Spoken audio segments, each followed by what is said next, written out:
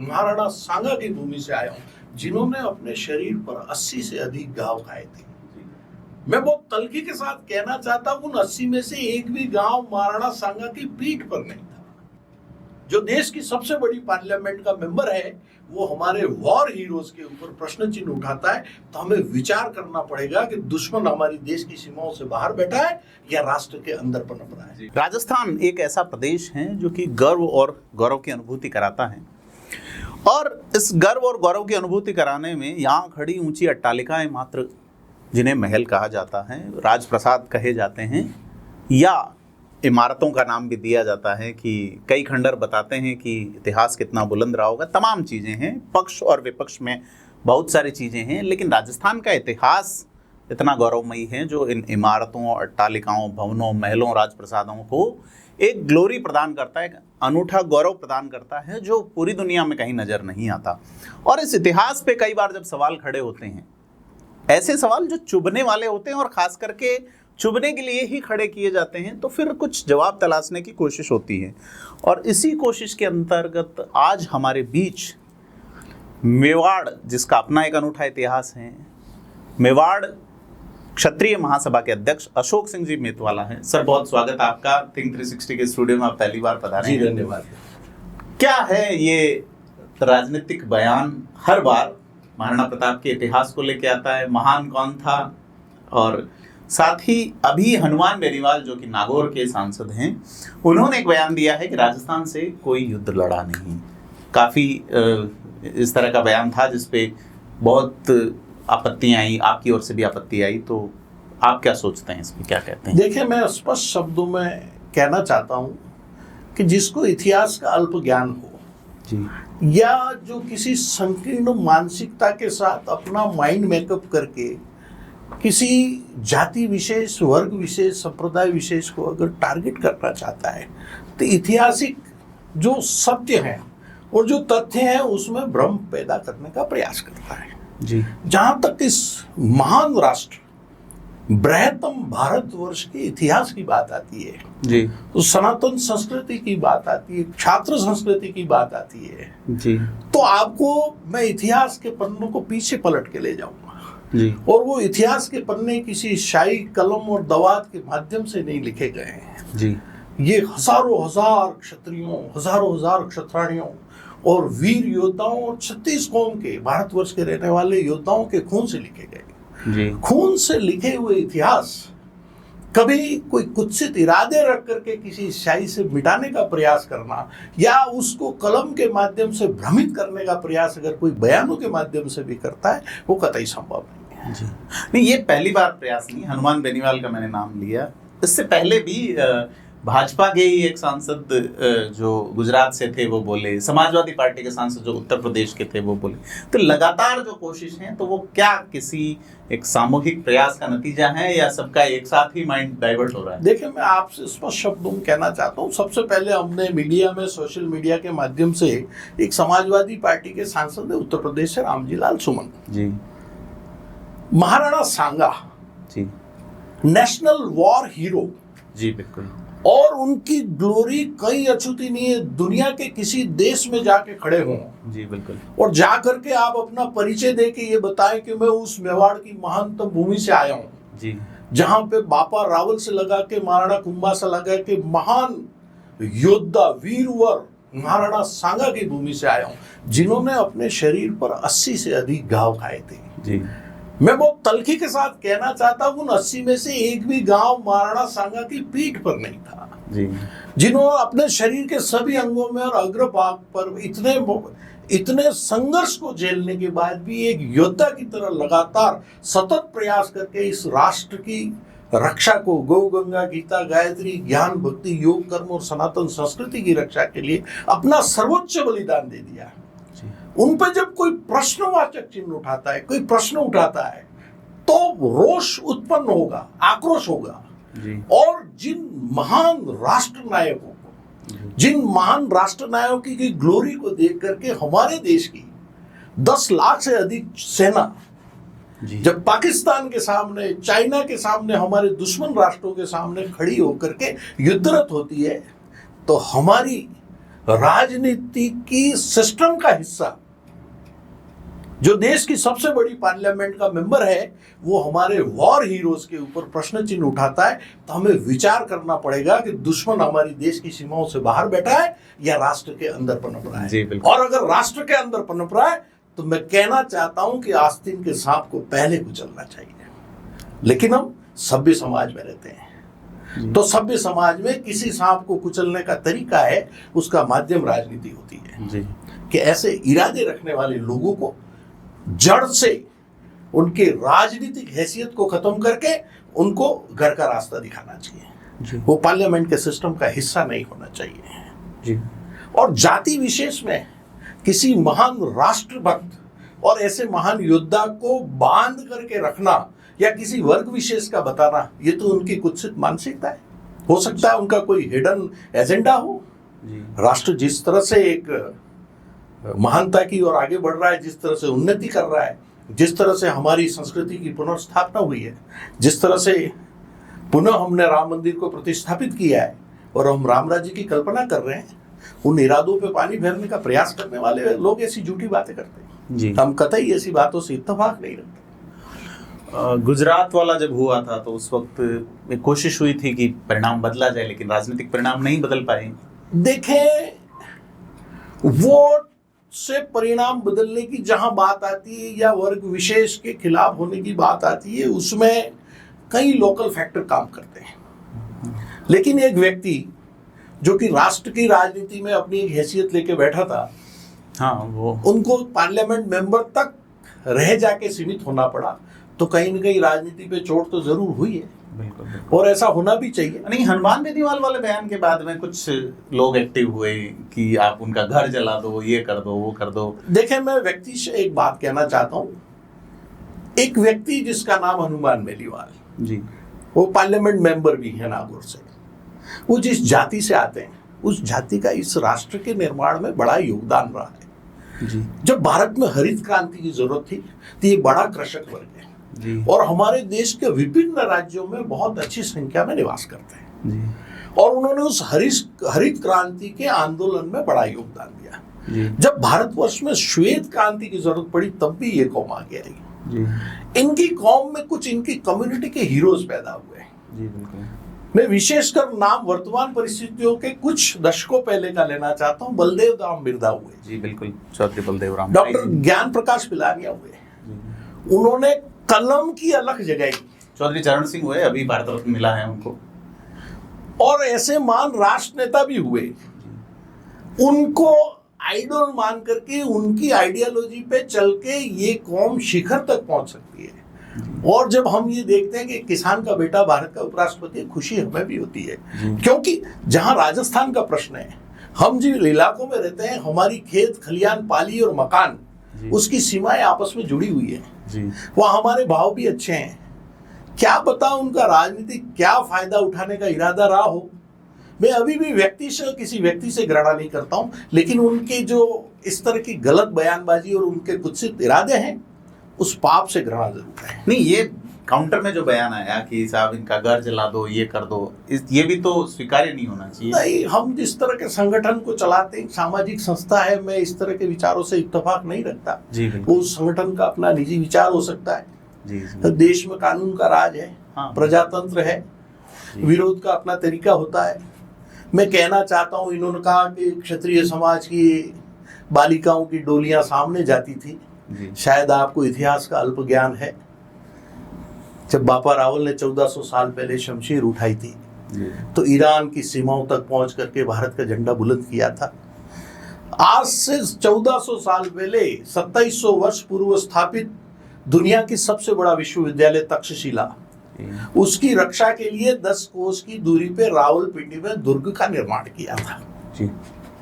उसी राजवंश में आगे बढ़ के महान प्रतापी शासक कुंभा भी हुए, जिन्होंने कई सुल्तानों के मुकुटों को अपने पांव के तले रौंदा और भारत के स्वाभिमान को जिंदा रखा।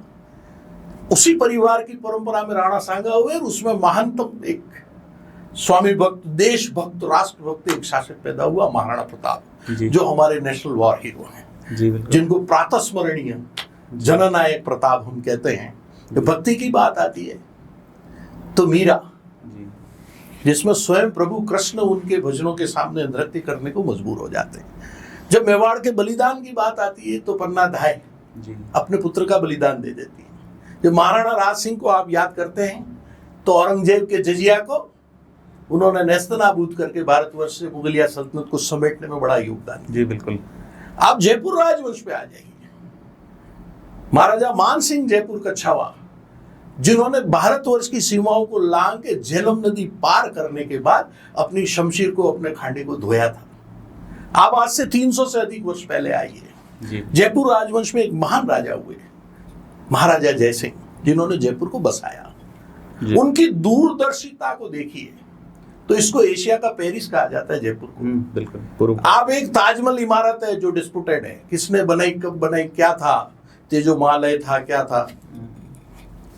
आप जयपुर के एक एक कॉम्प्लेक्स पे निगाह मारिए, Govind Dev ji complex, city palace complex, बड़ी चौपड़, छोटी चौपड़, हवा महल, वो एक एक कॉम्प्लेक्स जो है वो ताजमहल की इमारत पर भारी पड़ता है। जी बिल्कुल। जंतर मंतर ऐसे महान शासकों के परिवारों को, ऐसी महान ग्लोरी जिन राजवंशों की रही हो, और क्षत्रिय तो हमेशा नारी के शील की रक्षा का प्रतीक रहा है। जब महाराणा प्रताप मेवाड़ में विचरण कर रहे थे, उनके पुत्र महाराज कुमार अमर सिंह जी अब्दुल रहीम खान खाना के परिवार को घेर के लाए।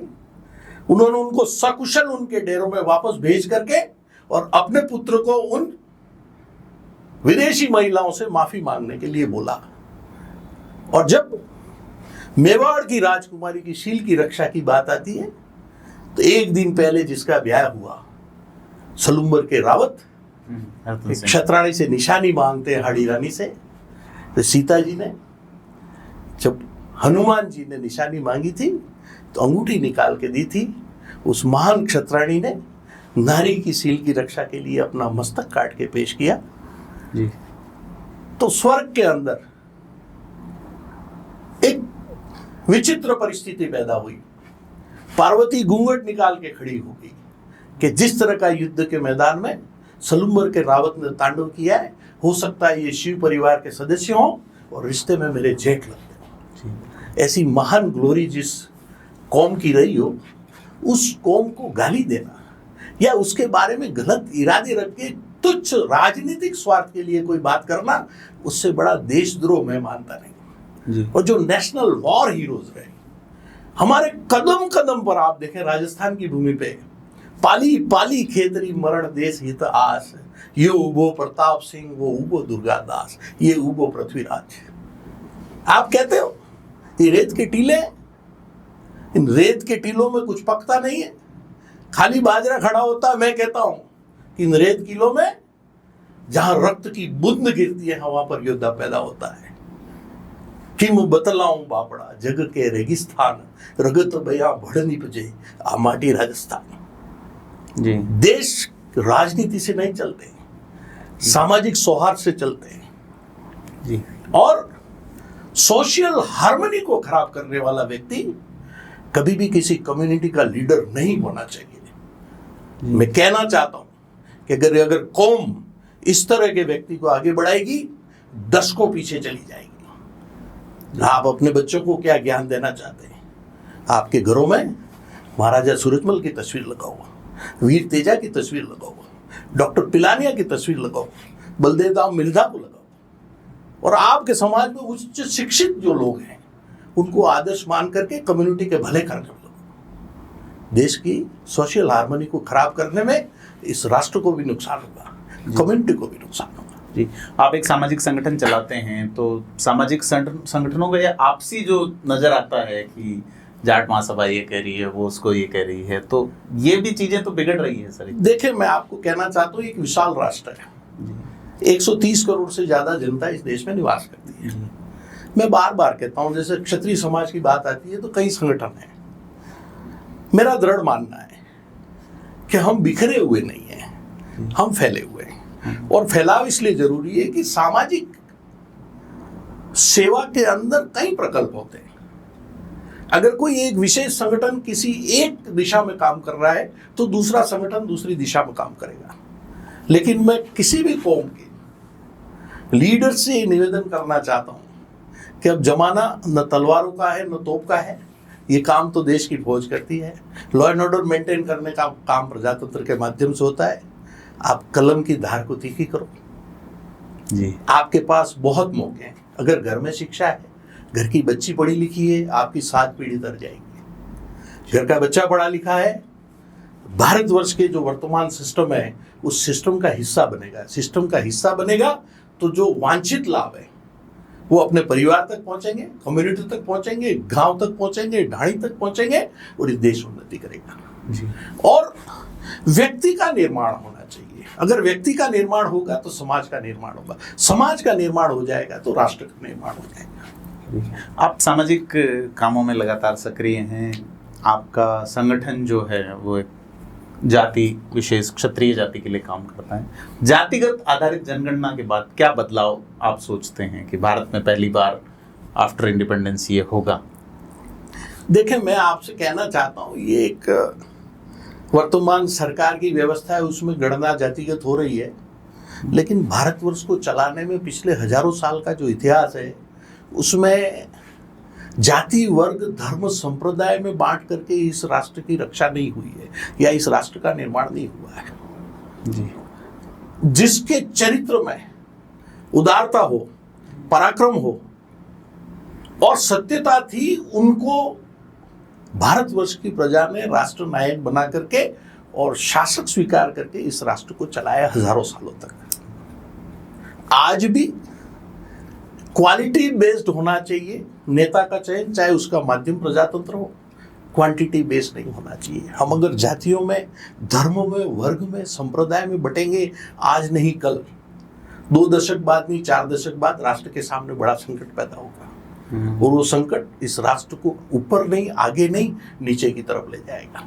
अब गेंद वर्तमान पीढ़ी के पाले में है जी। कि पीढ़ी क्या सोचती है और हर समाज को अपने सामाजिक संकीर्णता के दायरे से बाहर आकर के और राष्ट्र को अपने अपने समाजों से उज्जवल चरित्र के लोगों को निकाल करके राष्ट्र नायक राष्ट्र के चरणों में सुपुर्द करना चाहिए। यही भारत माता की सच्ची सेवा है और उसी से ये देश आगे बढ़ेगा। मतलब कास्ट बेस्ड जनगणना के बाद अगर राजनीति कास्ट बेस्ड हो गई कि साहब इसकी संख्या इतनी है तो इतने टिकट दे दो, और ऐसा कुछ आप कहना चाह रहे हैं? अगर इस संख्या के आधार पर देश की राजनीति दिशा मोड़ लेगी तो ये देश गलत रास्ते पे चल जाएगा। आज मुझे ये सौभाग्य प्राप्त हुआ, पिछले 15 वर्षों में मैंने दुनिया के अनेकों देशों की यात्राएं की जी। हम जाते हैं, वहाँ लोगों से मेल मुलाकात होती है, भोजन के समय होती है, बैठते बातचीत होती है। जब हम हमारा इतिहास बताते हैं, हम बताते हैं हम किस वर्ग से आते हैं, हम कहाँ से आते हैं। हम राजस्थान की भूमि से आते हैं, हम मेवाड़ की भूमि से आते हैं, समस्त राजपुताना क्षेत्र था उससे आते हैं, उत्तर भारत से आते हैं। हमारी इतनी नदियाँ पवित्र हैं, हमारे पहाड़ भी पूजे जाते हैं, प्रकृति भी पूजी जाती है। हमारे यहाँ जनजाति के करोड़ों लोग देश में निवास करते हैं, उनके साथ भी भाईचारा सौहार्द के साथ रहते हैं। हम किसी धर्म, वर्ग, संप्रदाय के साथ कोई भेद नहीं करते। जब हमारी संस्कृति से उनको रूबरू कराते हैं कि वो संस्कृति जो महावीर के आदर्श को भी साथ लेके चल रही है और जो बुद्ध के सिद्धांत के भी साथ है, जो श्री कृष्ण के सुदर्शन के पावर को भी समझती है और कृष्ण की बांसुरी की मधुर धुन को भी समझती है, तब उनको लगता है कि ये उस राष्ट्र से आया है जो विश्व नायक बनने के काबिल है। और आज से 20 वर्ष 25 वर्ष पहले मुझे जब पहली बार जाने का मौका मिला था, उसमें और आज के नजरिए में, दुनिया के नजरिए में भारत के नागरिक के प्रति बड़ा बदलाव देखने को मिलता है जी। वो आपको बहुत सम्मान की दृष्टि से देखते हैं। तो ये राष्ट्र जिस दिशा में आगे बढ़ रहा है, ये कुत्सित इरादे लेकर के इसमें विघ्न डाल करके जातिगत या समाज के आधार पर वर्गों में बांट करके सोशल हार्मनी को खराब करने वाले लोगों को समाज चिन्हित करें, उनको किनारे करें और वर्तमान परिस्थिति में जो राजनीतिक घटनाक्रम है उससे उनको निकाल के बाहर करें, ताकि ऐसे कुत्सित इरादे रखने वाले लोग यहीं कुचले जाए, हमारे सिस्टम का हिस्सा नहीं बने। बहुत बड़ी बात अशोक सिंह जी मेहतवाला कह रहे हैं कि राजनीति एक माध्यम है व्यवस्था को चलाने का, राजनीति ही देश नहीं है। और इसमें जो लोग हैं, इसमें काम करने वाले लोग में अगर किसी के इरादे ठीक नहीं हैं, किसी की सोच ठीक नहीं है और सामाजिक सौहार्द को बिगाड़ने वाली है, फिर तो पहचान करके किनारे करने की आवश्यकता है। आपने खूब समय दिया, इसके लिए बहुत धन्यवाद। और फिर कभी हम और मुद्दों पे आपसे रूबरू होंगे। बहुत बहुत जी बहुत धन्यवाद, आपका बहुत धन्यवाद। आपके